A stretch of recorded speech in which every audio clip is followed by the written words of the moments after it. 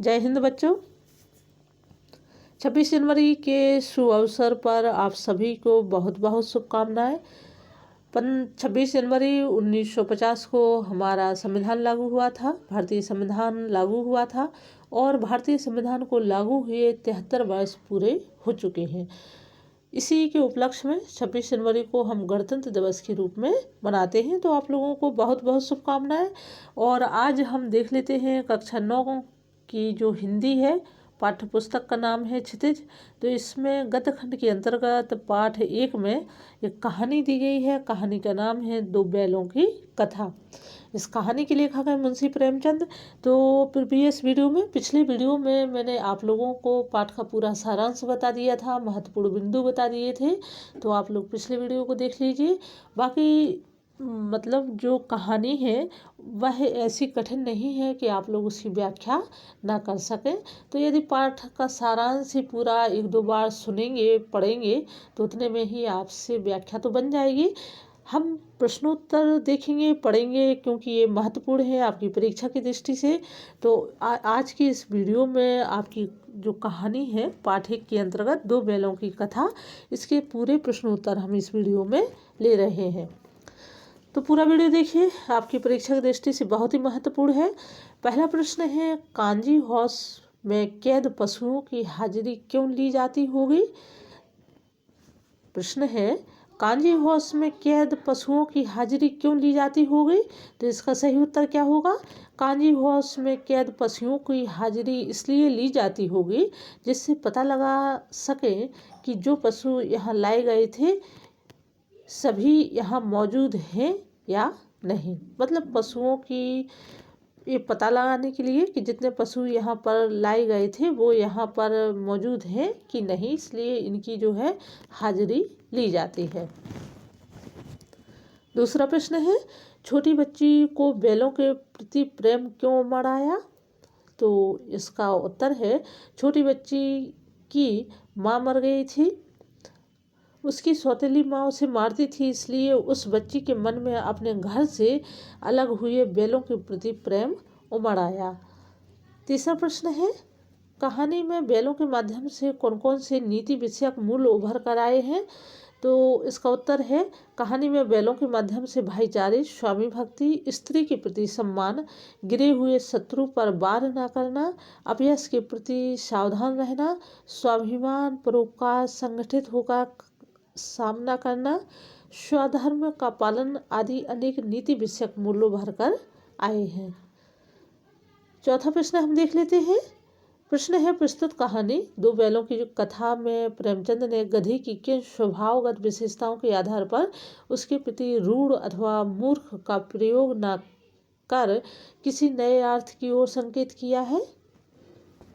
तो इसका उत्तर है, प्रस्तुत कहानी में प्रेमचंद ने गधे के स्वभाव की सीधापन, निरापद, सहिष्णु, क्रोधहीनता, संतोषी तथा हर स्थिति में संभाव रखने वाला आदि विशेषताओं के कारण उसे मूर्ख ना कहने की बात कही, वे उसे सद्गुणी कहने का संकेत देते हैं। अगला प्रश्न हम देख लेते हैं, किन घटनाओं से पता चलता है कि हीरा मोती में गहरी दोस्ती थी? तो हमने पाठ के सारांश में पढ़ा था कि उनमें किस प्रकार से आपसी जो है प्रेम था हीरा और मोती में। उत्तर में है, हीरा और मोती में गहरी दोस्ती थी। यह बात कहानी की कई घटनाओं से पता चलती है। नंबर 1 है, उनमें भाईचारे के संबंध स्थापित हो गए थे, इसलिए वे आमने सामने या आसपास बैठकर आपस में विचार विनिमय करते थे। दोनों एक दूसरे को चाटकर या सूंघकर प्रेम प्रकट करते थे। दूसरा पॉइंट है, गाड़ी में जोतने पर हर एक की चेष्टा रहती थी कि ज़्यादा से ज़्यादा बोझ मेरी ही गर्दन पर आए। तीसरा है, नाद में खली भूसा पड़ने पर दोनों साथ उठते ही नाद में मुँह डालते और साथ ही बैठते। एक मुँह हटा लेता तो दूसरा भी हटा लेता। चौथा पॉइंट है, गया के व्यवहार से दोनों रुष्ट होकर पगहे तोड़कर साथ साथ ही भागे।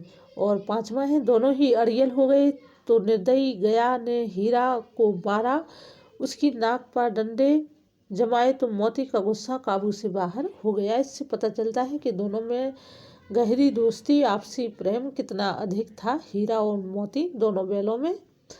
इसके अलावा है 6वां पॉइंट है, सांड से दोनों ही भिड़ते और उसे पराजित कर भगा देते थे। और 7वां जो आखिरी पॉइंट है, दोनों ही कांजी हौस की दीवार तोड़कर जानवरों को निकालते हैं। हीरा मोती की रस्सी तोड़ने में सफल हो सका तो हीरा ने उससे भाग जाने को कहा, किंतु वह नहीं भागा और बोला, तुम्हें विपत्ति में छोड़कर नहीं जाऊंगा। अगला हम प्रश्न देख लेते हैं। लेकिन औरत जात पर सींग चलाना मना है, यह भूल जाते हो। हीरा के इस कथन के माध्यम से स्त्री के प्रति प्रेमचंद के दृष्टिकोण को स्पष्ट कीजिए। तो इसका उत्तर है कि औरत जात को सींग चलाना मना है। हीरा के इस कथन से प्रेमचंद का नारी के प्रति सम्मान का भाव प्रकट होता है। वे स्त्री को आदरणीय तथा सम्माननीय मानते हैं, इसलिए उसे प्रताड़ित करना अनुचित मानते हैं। 7वां प्रश्न है, किसान जीवन वाले समाज में पशु और मनुष्य के आपसी संबंधों को कहानी में किस तरह व्यक्त किया गया है। तो उत्तर में हम देखेंगे कि कहानी में प्रेमचंद ने किसान समाज में मनुष्य और पशु के संबंधों को स्वाभाविक रूप से व्यक्त किया है। पशु किसान के निकट के साथी होते हैं, इसलिए पशु के प्रति उनका व्यवहार प्रेम भाव एवं सहानुभूति का होता है। पशु भी मनुष्य के व्यवहार के अनुसार आचरण करते हैं। यदि किसान उन्हें प्रेम से खिलाएगा पिलाएगा तो वे भी उनका पूरा काम जो है लगन के साथ करेंगे, वफादारी के साथ करेंगे। किंतु जब किसान उनके साथ दुर्व्यवहार करता है, उनके खाने पीने का ध्यान नहीं रखता है, तो उनमें असंतोष विद्रोह का भाव जागृत हो जाता है। वे बगावत पर उतर आएंगे। ये संबंध ही इस कहानी में उभर कर आए हैं। तो यहाँ पर जो है किसान जीवन वाले समाज में पशु और मनुष्य के आपसी संबंध, मतलब किसान जो है पशुओं के साथ जिस तरह से व्यवहार करेगा तो पशु भी कहीं ना कहीं उसी तरह से अपना व्यवहार करते हैं। अपना जो परिश्रम है, वो मेहनत है, वो करते हैं। 8वां प्रश्न है, इतना तो हो ही गया कि 9-10 प्राणियों की जान बच गई, वे सब तो आशीर्वाद देंगे। मोती के इस कथन के आलोक में उसकी विशेषताएं बताइए। 2 बैलों की कथा में मोती एक प्रमुख पशु पात्र है। वह उग्र स्वभाव वाला है, गुस्सैल है, अन्याय अत्याचार के प्रति उसमें तीव्र प्रतिक्रिया होती है। किंतु मित्र हीरा के समझाने पर वह स्वयं पर नियंत्रण भी कर लेता है। मोती ताकतवर तथा साहसी है। मोती सच्चा मित्र तथा संकट का साथी है। वह दूसरों की भलाई के लिए स्वयं कष्ट सहने को भी तैयार रहता है। उसमें उपकार का भाव भरा है, इसलिए कांजी हौस से बाहर न जाने वाले गधों को सींग मारकर बाहर भगा देता है। वह परोपकार में आस्था रखता है, इसलिए कांजी हौस की दीवार टूटने पर कहता है, इतना तो हो ही गया कि 9-10 प्राणियों की जान बच गई, ये सब तो आशीर्वाद देंगे। इस प्रकार मोती में अनेक सद्गुण मौजूद हैं जो इस श्रेष्ठ पात्र में सिद्ध करते हैं। अब आता है 9वां प्रश्न, आशय स्पष्ट कीजिए। तो इसमें क्या दिया गया है, अवश्य ही उनमें कोई ऐसी गुप्त शक्ति थी जिससे जीवों में श्रेष्ठता का दावा करने वाला मनुष्य वंचित है। तो इसका क्या अर्थ होता है, हमें इसका अर्थ स्पष्ट करना है। एक बार फिर से इसको पढ़ लेते हैं हम। अवश्य ही उनमें कोई ऐसी गुप्त शक्ति थी जिससे जीवों में श्रेष्ठता का दावा करने वाले मनुष्य वंचित हैं। तो हमें इसका अर्थ स्पष्ट करना है। सामान्यतः इसका अर्थ है, सामान्यतः यह धारणा है कि पशुओं में एक दूसरे के मन के भावों को जान लेने की क्षमता नहीं होती, किंतु यह ठीक नहीं है। पशुओं में भी एक दूसरे के मन के भावों को समझ लेने, आंतरिक अनुभूतियों को जान लेने की शक्ति होती है। ऐसा प्रतीत होता है कि उनके पास कोई ऐसी छिपी हुई शक्ति होती है जिनके द्वारा वे हृदय के भावों को जान लेते हैं। आश्चर्य यह है कि शक्ति स्वयं को जीवों में श्रेष्ठ मानने वाले के पास भी नहीं होती। निश्चय ही इस गुण ने पशु को मनुष्य से श्रेष्ठ बना दिया, क्योंकि मनुष्य दूसरों के हृदय के भावों को समझ पाने की शक्ति से वंचित या दूर रहता है। ख नंबर का है, उस एक रोटी से उनकी भूख तो क्या शांत होगी, पर दोनों के हृदय को मानो भोजन मिल गया। तो इनका है जो आप लोगों को भावार्थ है, इनका अर्थ स्पष्ट करना है कि इसका क्या अर्थ होता है। उत्तर इनके दिए गए हैं इसमें, तो वैसे परीक्षा में कम ही आएंगे आप लोगों के। इसका हम उत्तर देख लेते हैं। सामान्यतः खाने से भूख शांत होती है, आधे अधूरे खाने से भूख नहीं मिटती, परंतु कुछ भावानुभूतियाँ यानी कि जो मन के भाव हैं ऐसे होते हैं जिनसे पेट की भूख रहते हुए भी हृदय में शांति प्राप्त हो जाती है। ऐसी ही स्थिति हीरा और मोती की थी। गया के घर की लड़की जो रोटी उन्हें खिलाती थी उसमें गहरा प्यार, आत्मीय भाव भरा था, इसलिए वे 2 रोटियां ही चारा खाए बिना ही हृदय को संतुष्ट कर देते थे। 10वां प्रश्न है, गया ने हीरा मोती को दोनों बार सूखा भूसा खाने के लिए दिया, क्योंकि तो इसका सही उत्तर क्या होगा। गया पराये बैलों पर अधिक खर्च नहीं करना चाहता था, वो उसके स्वयं के बैल नहीं थे। अब है रचना और अभिव्यक्ति वाले प्रश्न। तो रचना और अभिव्यक्ति के जो प्रश्न हैं इनमें 11वां प्रश्न है, हीरा और मोती ने शोषण के खिलाफ आवाज़ उठाई, लेकिन उसके लिए प्रताड़ना भी सही। हीरा मोती की प्रतिक्रिया पर तर्क सहित अपने विचार स्पष्ट कीजिए। देखिए, जो कहानी है 2 बैलों की कथा, इसके लेखक मुंशी प्रेमचंद हैं और प्रेमचंद ने इन बैलों के माध्यम से कहीं ना कहीं अपने विचार व्यक्त किए हैं, ये आप लोगों को ये ध्यान रखना है। और 2 बैल थे, क्या नाम था उनका, हीरा और मोती, इनका नाम भी आप लोगों को याद करना है। तो यहाँ पर प्रश्न में पूछा गया है कि हीरा मोती ने शोषण के खिलाफ आवाज़ उठाई, उसके लिए प्रताड़ना भी सही। मतलब जो हीरा मोती का शोषण हो रहा था तो उस शोषण का विरोध करने के लिए उन्होंने दुख भी सहे। हीरा मोती की प्रतिक्रिया पर तर्क सहित अपने विचार व्यक्त कीजिए। उत्तर में हम देखते हैं कि जब शोषण होता है तब निश्चय ही कष्ट की अनुभूति होती है। कुछ उस कष्ट को, शोषण को चुपचाप सहन कर लेते हैं, किंतु स्वाभिमानी प्राणियों में उसके खिलाफ प्रतिक्रिया होती है, वे उसके विरुद्ध आवाज़ उठाते हैं। हीरा मोती भी स्वाभिमानी थे, इसलिए गया द्वारा किए गए शोषण के खिलाफ उन्होंने आवाज़ उठाई, इसके लिए उन्होंने प्रताड़ना को भी सहन किया। हमारे विचार से हीरा मोती की प्रतिक्रिया उचित थी, क्योंकि उनका शोषण हो रहा था, उनके खाने में भूसा दिया जाता था और कड़ा काम लिया जाता था, उन्हें मारा पीटा जाता था। तब जब पूरा काम करने के बाद भी भरपेट चारा नहीं मिलेगा तो असंतोष, विग्रह होना स्वाभाविक है। प्रतिक्रिया के कारण उन्हें प्रताड़ना देना नितांत अमानवीय एवं निष्ठुरतापूर्ण कार्य है। उनके साथ दुर्व्यवहार होता था।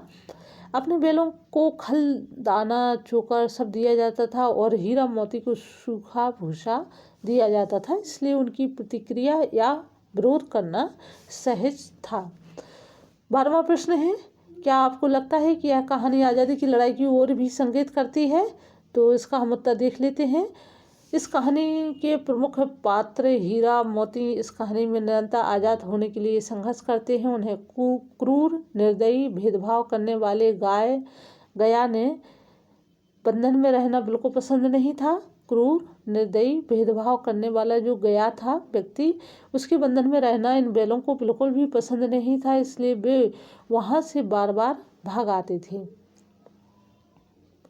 कांजी हाउस में बहुत कठिन जीवन है, वहाँ के बंधन और भी असहनीय है। यही कारण है कि वे वहाँ की दीवार तोड़कर घोड़ी, भैंस, बकरी या गधा आदि को स्वतंत्र कराते हैं। अंग्रेजों के शासन में अत्यंत क्रूर, निर्दयी, अन्याय एवं भेदभावपूर्ण था, जिससे छुटकारा पाने के लिए भारतवासी लड़ाई कर रहे थे।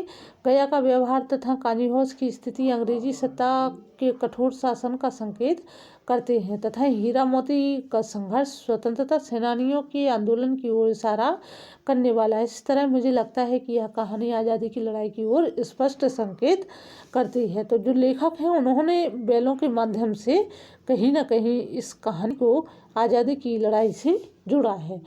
अब प्रश्न 13वां देखते हैं हम। बस इतना ही काफ़ी है। फिर मैं भी जोर लगाता हूँ।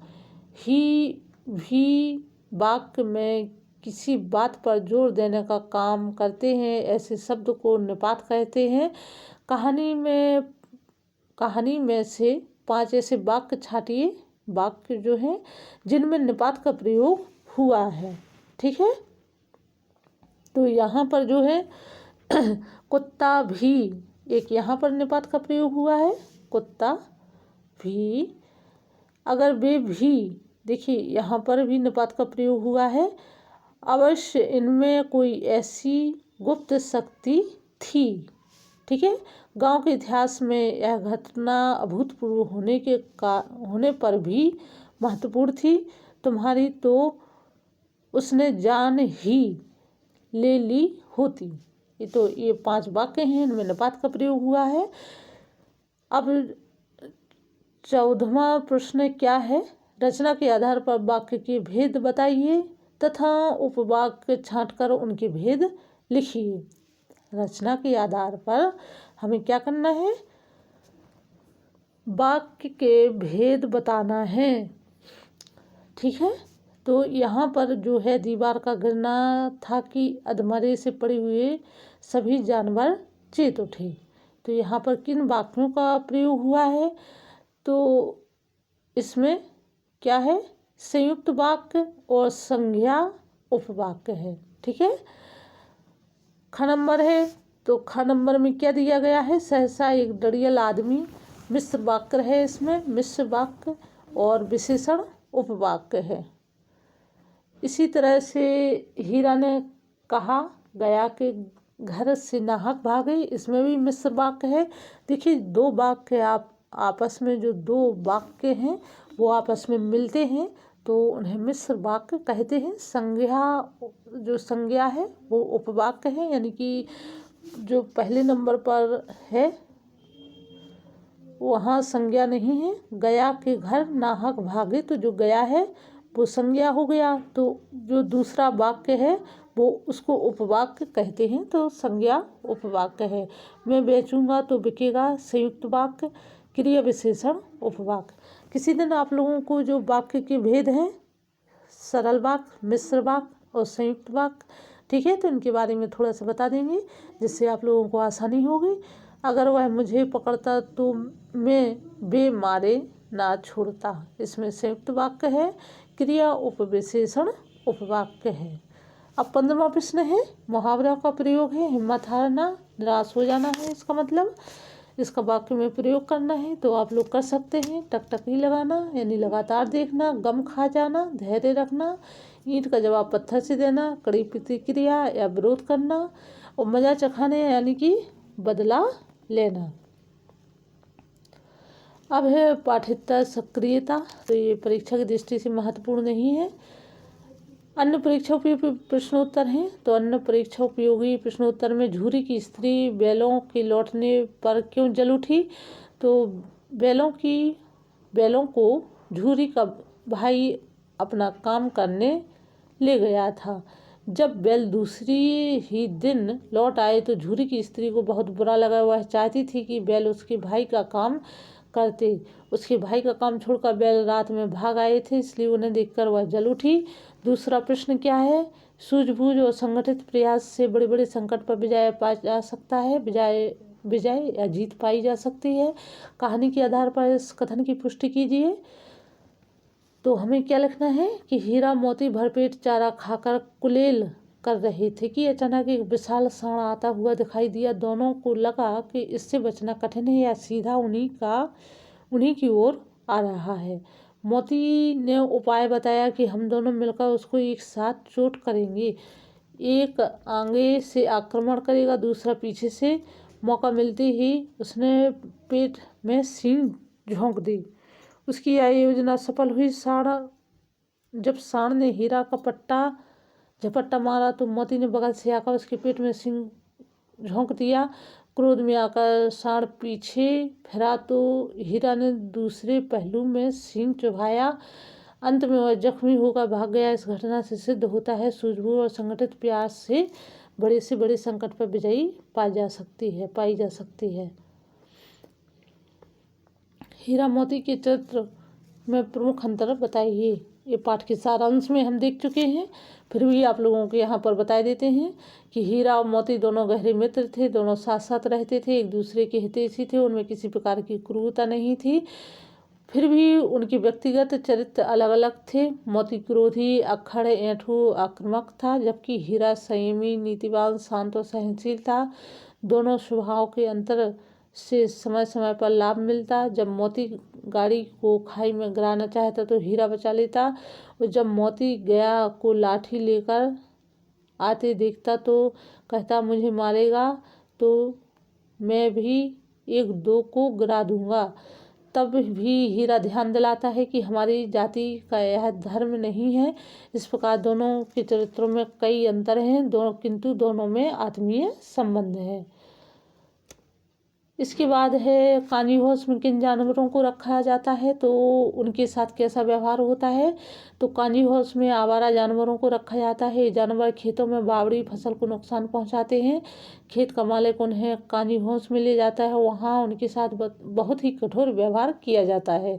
चारे आदि की व्यवस्था बहुत कम रहती है। पानी दिन में केवल एक बार जीवित रहने के लायक पिलाया जाता है। यदि जानवर भागने की कोशिश करता है तो उन्हें लाठियों से पीटा जाता है। निश्चित समय पर जानवरों के मालिक छुड़ाने नहीं आते तो उन जानवरों की नीलाम करके उन्हें बेच दिया जाता है। दो बैलों की कथा के आधार पर सिद्ध कीजिए कि एकता में बहुत बल होता है।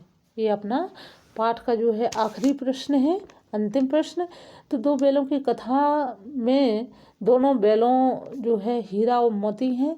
आपसी अपमान तथा एकता का भाव प्रारंभ करने से लेकर अंत तक इनका जो है प्रेम प्रकट होता है। वे दोनों एकता से काम करते हैं। गया के यहाँ से दोनों ही भागते हैं। दोनों अपनी एकता के बल पर ही खूंखार सांड को हराकर भगाने में सफल हो जाते हैं। वे कानी हाउस पहुँचते हैं तो वहाँ भी अपनी एकता से कानी हाउस की दीवार गिराते हैं, जानवरों को मुक्त कराते हैं। नीलाम हो जाने पर कसाई से छुटकारा पाने में भी उनकी जो एकता है दोनों बैलों की आपस में वो काम आती है। वे अपनी सूझबूझ तथा एकता के सहारे ही अपने स्वामी के पास पहुंचने में सफल हो जाते हैं। सभी बातों से स्पष्ट होता है कि एकता में बहुत बल होता है। ठीक है, तो ये जो कहानी है दो बैलों की कथा, इसके लेखक है प्रेमचंद। इस कहानी के हमने संपूर्ण प्रश्नोत्तर एक वीडियो में देख लिए हैं।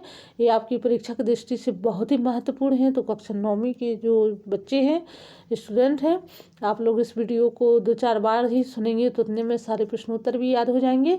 और अभी तक यदि चैनल सब्सक्राइब नहीं किया है तो चैनल सब्सक्राइब कर लीजिए, बेल आइकन दबा दीजिए, जिससे हिंदी साहित्य की और आपके विषय की संपूर्ण जानकारी आपको एक ही चैनल पर मिलती रहे।